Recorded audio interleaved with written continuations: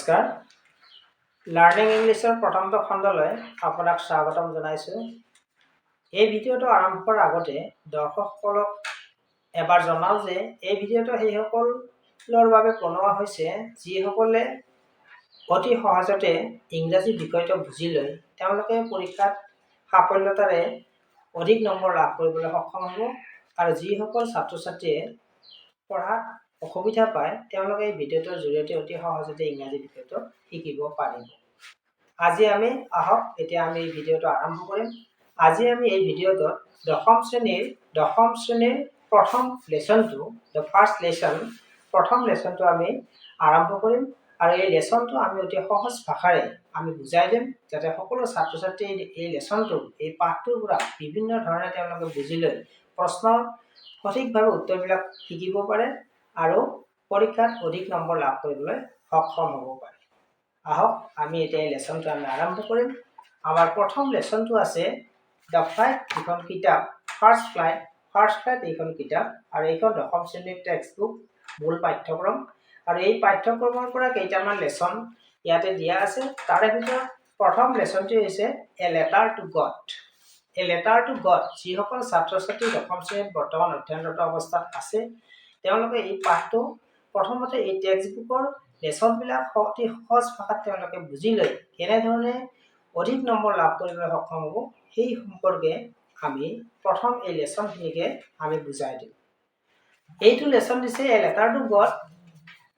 Lens' নামৰ এজন খেতিয়ক আছিলে। মই কথাখিনি অলপ অসমীয়াত গল্পটো বুজাই গৈছোঁ।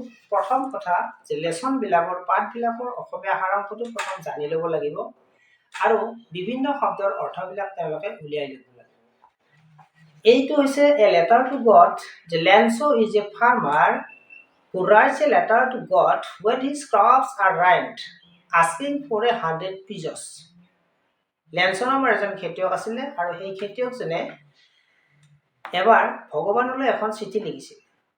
অৰ্থাৎ এই লেসনটোৰ জৰিয়তে এইটো কথা বুজাব খুজিছে যে আমি বিশ্বাসটো কেনেকুৱা ধৰণৰ বস্তু। বিশ্বাসৰ দ্বাৰা মানুহে কি কৰিব পাৰে এনেকুৱা সহজ সৰল এজন খেতিয়কৰ কথাটো এই লেসনটোত দিছে। গতিকে Lanso is a farmer who writes a letter to God when his crops are ripened, asking for 100 pesos.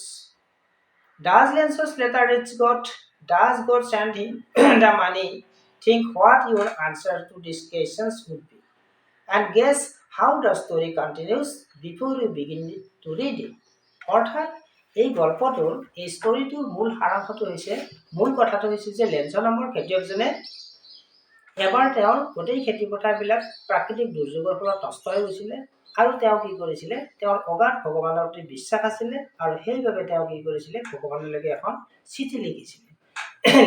Letter মানে চিঠি লিখিছিলে।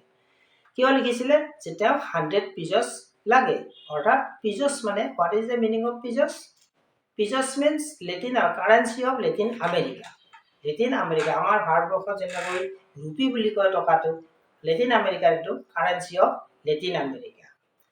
এতিয়া আমি মূল পাঠটো দিলে আহিছোঁ। আমাৰ প্ৰথম পাৰ্টটো দিয়া আছে। আমি প্ৰথম পাৰ্টৰ পৰা আৰম্ভ কৰিম। তোমালোকে যিসকলে চোৱা কিতাপখন উলিয়াই ল'ব পাৰা আৰু অতি সহজভাৱে লেসনটো প্ৰথমতে বুজিবলৈ চেষ্টা কৰিবা। তাৰপিছত আমি কেনেধৰণে প্ৰশ্নবিলাক হ'ব পাৰে এতিয়া নতুন শিক্ষানীতিৰ লগত জড়িত হৈ আমি সকলোবিলাক কথা ইয়াৰ পিছৰ ভিডিঅ'বিলাকত প্ৰচাৰ কৰিম। বৰ্তমান আমি আজি এই এ লেটাৰ টু গড লেসনটো বুজাবলৈ চেষ্টা কৰিম। The house, the only one in the entire valley. The house in the only one in the entire valley, set on the crest of a low hill. অৰ্থাৎ the house বুলি কোৱাৰ লগে লগে ঘৰটো দেখাই দিছে যে the house, the only one in the entire valley. Valley means what? Valley মানে কি উপত্যকা অঞ্চল। সাধাৰণতে ডাঙৰ নদীৰ পাৰত আহল বহল ঠাইবিলাকক কি বুলি কোৱা হয়? ভেলি বুলি কোৱা হয়।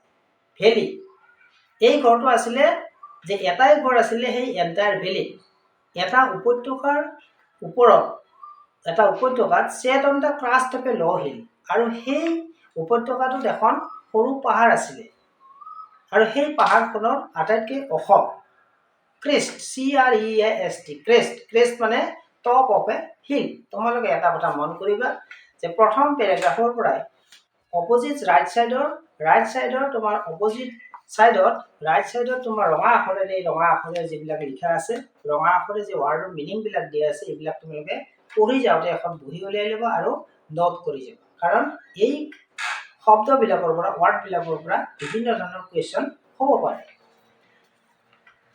On the crest of a low hill, from this height one could see the river and the field of ripe corn dotted with the flowers that always promised a good harvest. অৰ্থাৎ from the height one could see, সেই পাহাৰৰ ওপৰৰ ঠাইখিনিত যেতিয়া মানুহ এজন থিয় হ'ব, one could see, চাবলৈ সমৰ্থ হ'ব বা দেখিবলৈ পাব, the river and the field of ripe corns, তাৰ যিবিলাক শস্যৰ খেতি কৰিছে, সেইবিলাক সেই ওপৰৰ পাহাৰৰ টিলাটোত উঠিলে দেখা পোৱা যাব। Dotted with the flowers that always promised a good harvest. Harvest মানে কি? শস্য। হাৰ্ভেষ্ট বুলি ক'লে তোমাৰ কৰ্ণ, আদাৰ যিবিলাক ক্ৰপছ আছে এইবিলাকক হাৰ্ভেষ্ট বুলি কয়। The only thing the earth needed was a downpour or at least a shower. এটা চাবা, the only thing at that time, সেই সময়ত কি আছিলে, the earth needed, পৃথিৱীখনৰ এটাই বস্তু দৰকাৰ আছিলে, need means মানে প্ৰয়োজন, was a downpour or at least a shower. Downpour means what? The rain, অৰ্থাৎ বৰষুণ। সেই সময়ত বতৰ মানে অলপ খৰাং আছিলে আৰু পৃথিৱীখনে পানী বিচাৰি আছিল, অৰ্থাৎ সেই সময়ত পৃথিৱীখনৰ পানীৰ অতি প্ৰয়োজন হৈছিল। Throughout the morning, Lenzo, who knew his fields intimately, had done nothing else but see the sky towards the northeast. অৰ্থাৎ সেইদিনাখন ৰাতিপুৱা, throughout the morning, সেইদিনাখন ৰাতিপুৱাই লেন্সই কি কৰিছিলে, had done nothing, তেওঁৰ একো কৰিব লগা নাছিলে, but see the sky toward the northeast, তেওঁ কি কৰিছিলে, যিহেতু সেই সময়ত তেওঁৰ শস্য পথাৰত পানীৰ অতি প্ৰয়োজন হৈছিলে, পৃথিৱীখনে প্ৰয়োজনীয়তা অনুভৱ কৰিছিল, আৰু লেন্সই কি কৰিছিলে, সেইদিনাখন ৰাতিপুৱা বাহিৰত উত্তৰ পূব কোণত থিয় হৈ পেলাই তেওঁ শস্যৰ পথাৰখনলৈ চাই আছিলে। এইটো হৈছে আমাৰ প্ৰথম পেৰেগ্ৰাফটোত আমি কি পালো, যে sat on the crest of a low hill in the entire valley. অৰ্থাৎ who was, ইয়াত আমাৰ প্ৰথম পেৰেগ্ৰাফতে কিছুমান কুৱেশ্যন হ'ব পাৰে, তোমালোকে পঢ়ি যাওঁতে নিজে কুৱেশ্যনবিলাক কৰি যাব পাৰিবা। যেনেকৈ ধৰা তোমাৰ who was Lenzo, আমি কি পালো, who was Lenzo, আনসাৰটো কি আহিব, যে Lenzo is a farmer. Where did Lenzo live? ক'ত আছিলে? Where did Lenzo live? Lenzo lived on the crest of a low hill in the entire valley. সেই অকলশৰীয়া উপত্যকাটোত পাহাৰখনৰ ওপৰতে লেন্সই বাস কৰিছিল। Next paragraph, now we are really going to get some water, woman. The woman who was preparing supper replied, yes, God willing. আৰু তেওঁ উত্তৰ পূব আকাশৰ পিনে চাই যেতিয়া থিয় হৈ আছিলে, তেওঁ কি কৈছিলে, তাৰ পৰাই ভিতৰত ঘৈণীয়েকজনে কি কৰি আছিলে, she was making supper. Supper means what? মানে খাদ্য বনাই আছিলে, supper and dinner. Supper replied, yes, God willing, যে ভগৱানৰ ইচ্ছা। ঘৈণীয়েকে ঘৰৰ ভিতৰত কাম কৰি আছিলে, আৰু তেওঁ যেতিয়া বাহিৰৰ পৰা কৈছিলে যে আজি বৰষুণ হ'ব পাৰে, তেতিয়া তেওঁ কি কৈছিলে, যে ভগৱানৰ ইচ্ছা। The older boys were working in the field. The older boy was working in the field.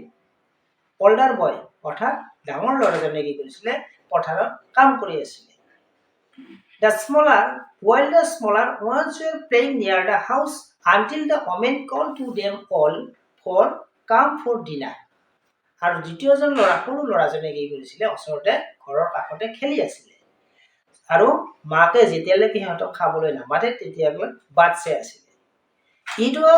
তেনেকুৱাতে কি হ'ল, এটা ঘটনা ঘটিল। It was during the meal that, ঠিক খোৱাৰ সময়তে, just as লগে লগে Lenzo had predicted, লেন্সই অনুভৱ কৰিছিল যে big drops of rain began to fall.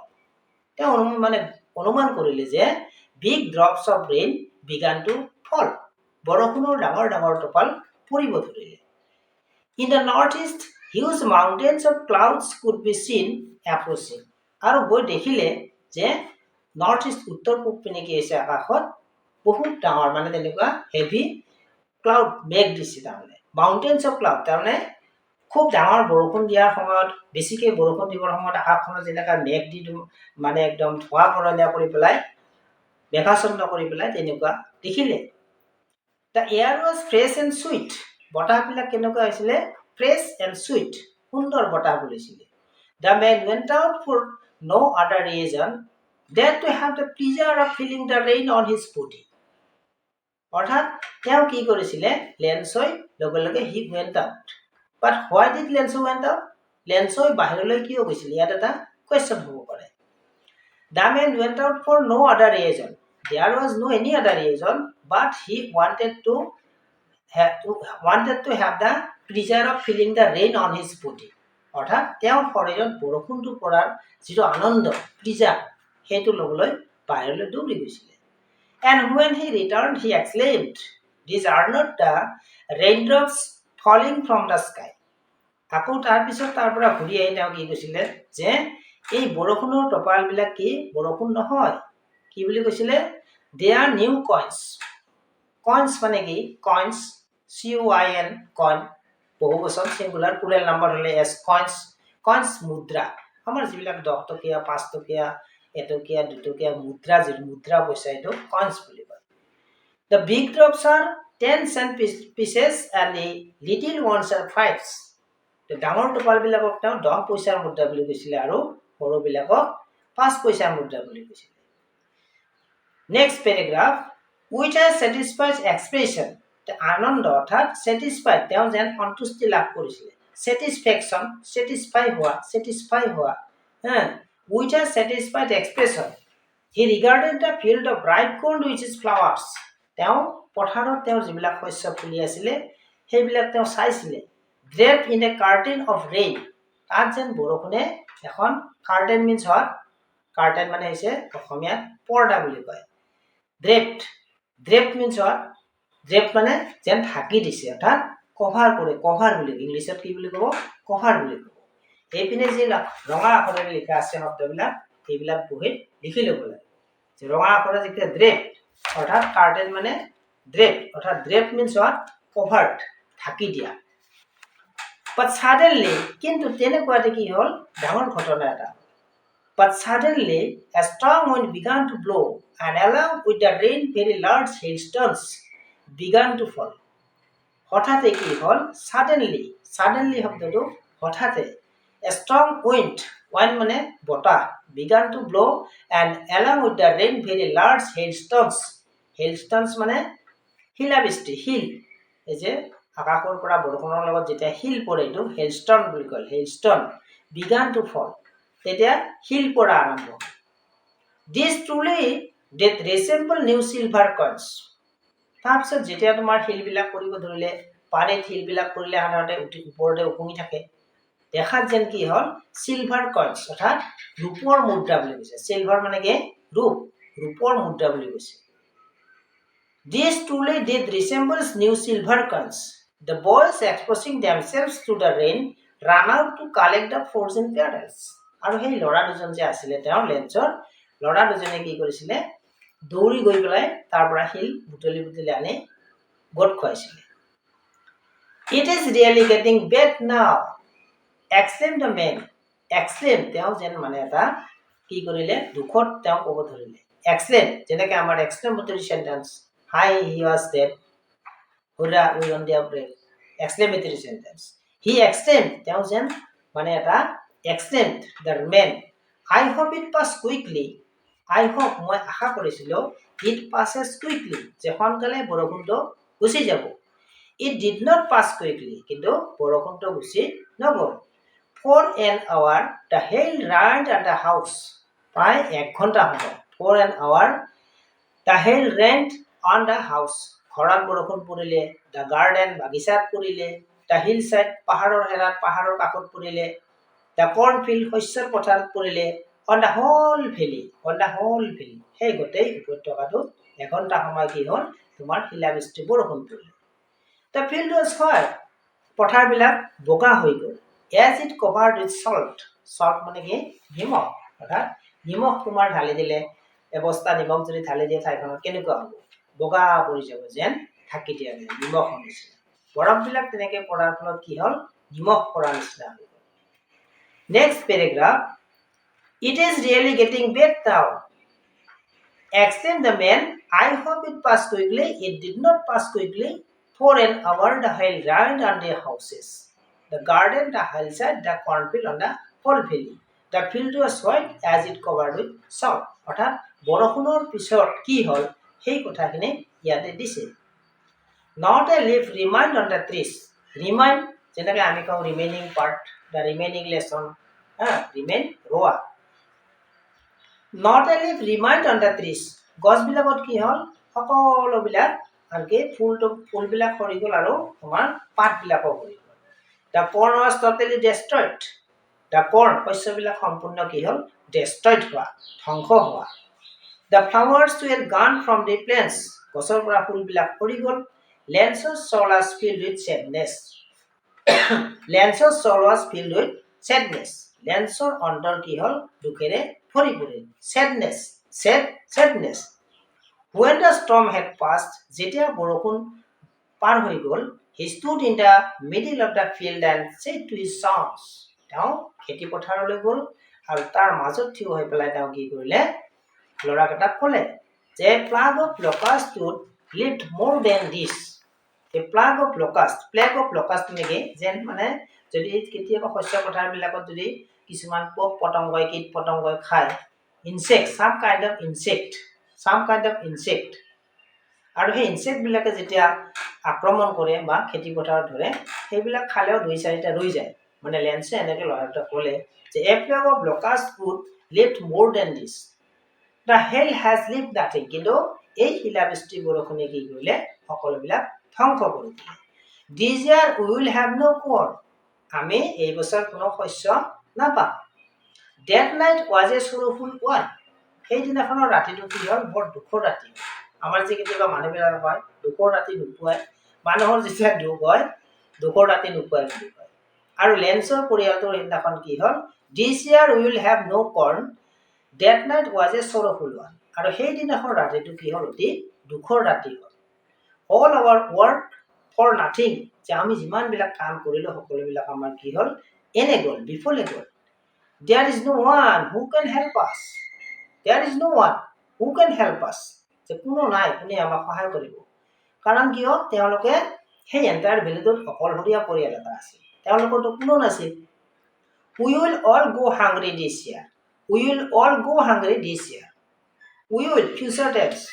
We will all go hungry. এই বছৰ আমি কি হ'ব ভোকত মৰিব লাগিব গতিকে এই লেসনটোৰ লেটাৰটো বহুত লেসন লেন্সৰ আৰম্ভণি লেসনৰ প্ৰথম পাৰ্টৰ এইখিনি পাঠ এই পাঠখিনি তোমালোকে ভালদৰে পঢ়িবা আৰু ইয়াৰ টান শব্দ যিকেইটা আছে তোমালোকে ডিকচনাৰী চাই উলিয়াই ল'ব পাৰা আৰু তাৰ পিছত আমি ইয়াৰ পিছৰ খণ্ডটোত আমি দ্বিতীয় পাঠটো আৰম্ভ কৰিম আৰু দ্বিতীয় পাঠটোৰ পিছত তাৰ তৃতীয় ভিডিঅ'টো তৃতীয় খণ্ডটো আৰম্ভ কৰিম আৰু ভাল ধৰণে বুজাই গোটেই কথাখিনি আমি শেষত প্ৰশ্ন উত্তৰবিলাক আলোচনা কৰিম আজিলৈকে মই সকলোকে ধন্যবাদ জনাইছো আপোনালোকে চাওক অতি সহজভাৱে আমাৰ ল'ৰা ছোৱালীবিলাকে সাধাৰণতে বুজি নাপায় গতিকে বুজি নোপোৱা কথাবিলাক এনেকুৱা লেসনৰ এনেকুৱা ধৰণৰ জৰিয়তে অতি সহজতে বুজি পাবলৈ সক্ষম হ'ব নমস্কাৰ এইখিনিতে ছাত্ৰ ছাত্ৰীসকলে এটা কথা মনত ৰাখিব যে এই পাঠটো লেসনটো পঢ়োতে ইয়াত যিবিলাক টান শব্দ আছে কিবা শব্দ যদি বুজি নাপায় তেতিয়াহ'লে কমেন্টত জনাব পাৰে আমি শব্দৰ অৰ্থবিলাক আমি জনাই দিম আৰু যিকোনো কথা এই পাঠটো শিকিবলগীয়া যদি কিবা বিশেষ অসুবিধা পায় তেতিয়া তেওঁলোকে কমেন্টত জনালে আমি লগে লগে তাক আমি জনাই দিম শব্দৰ অৰ্থ আৰু প্ৰশ্ন উত্তৰবিলাক আমি ইয়াৰ পিছৰ খণ্ডবিলাকত লাহে লাহে গোটেই কৰি দিম মুঠতে যিসকলে এইবাৰ হাইস্কুল লিভিং সাৰ্টিফিকেট পৰীক্ষা অৰ্থাৎ মেট্ৰিক পৰীক্ষা দিবৰ কাৰণে তেওঁলোকে যিসকলে প্ৰস্তুতি চলাব তেওঁলোকৰ কাৰণে এই দশম শ্ৰেণীৰ সম্পূৰ্ণ ইংৰাজী বিষয়টো পাঠ্যপুথিখনৰ লগতে ৰিপিট ৰিডাৰ এখন আছে যিখন দুটো পাঠ সেইখনো দিম আৰু তাৰ লগতে গ্ৰামাটিকেল যিমানখিনি কথা আছে সকলোখিনি মই দিবলৈ চেষ্টা কৰিম মুঠতে অতি ভাল ধৰণে অধ্যয়ন কৰি যাতে ভালকে ছাত্ৰ ছাত্ৰীসকলে উন্নত মানৰ নম্বৰ লয় আৰু লগতে ইংৰাজী ভাষাটো অতি সহজভাৱে শিকিব পাৰে সেইটো চেষ্টা